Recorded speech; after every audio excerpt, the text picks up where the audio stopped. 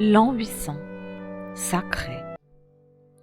À Charles, auguste empereur pacificateur, couronné par le Dieu Tout-Puissant, vie et victoire. Par 3 fois, le pape Léon III répète la formule. Les acclamations éclatent dans la basilique Saint-Pierre de Rome en ce 25 décembre. La messe de Noël s'accompagne d'un sacre. Le pape pose la couronne d'empereur du Saint-Empire romain sur la tête du roi des Francs, Carolus Magnus Charlemagne. Il lui donne l'onction et se prosterne devant lui, en geste calqué sur le rite byzantin.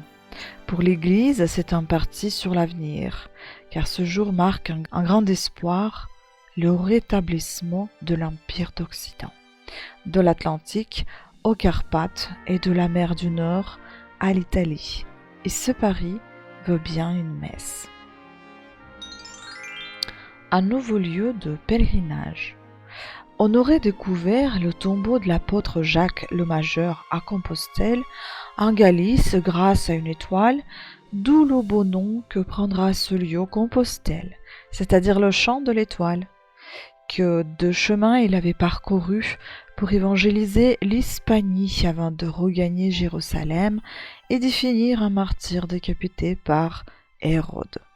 Ce sont ses compagnons qui auraient apporté les reliques du disciple de Jésus où on les a retrouvés. Les pèlerins ne devraient plus tarder.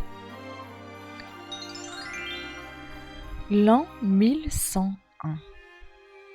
Couronnement. Bethléem le 25 décembre du nouveau millénaire. Baudouin ne pouvait choisir un lieu, une date plus symbolique pour succéder à son frère Godefroy de Bouillon sur le trône de cette Jérusalem que les croisés viennent de délivrer. Quelle victoire pour la chrétienté!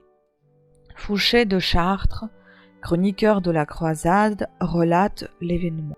L'an 1101, le jour de la nativité du Seigneur, Baudouin fut pompeusement consacré par la sainte onction et couronné roi dans la basilique de la Bienheureuse Marie à Bethléem, par les mains du patriarche Diambert, en présence des évêques, du clergé et du peuple. C'est le moment ou jamais de crier Noël. Au cœur même de Noël, l'année suivante, le moine anglo-saxon Ceolwulf part en pèlerinage en Terre Sainte. À Bethléem, il visite la basilique de la Vierge Marie, bâtie à l'emplacement exact où naquit Jésus il y a déjà de plus de 11 siècles.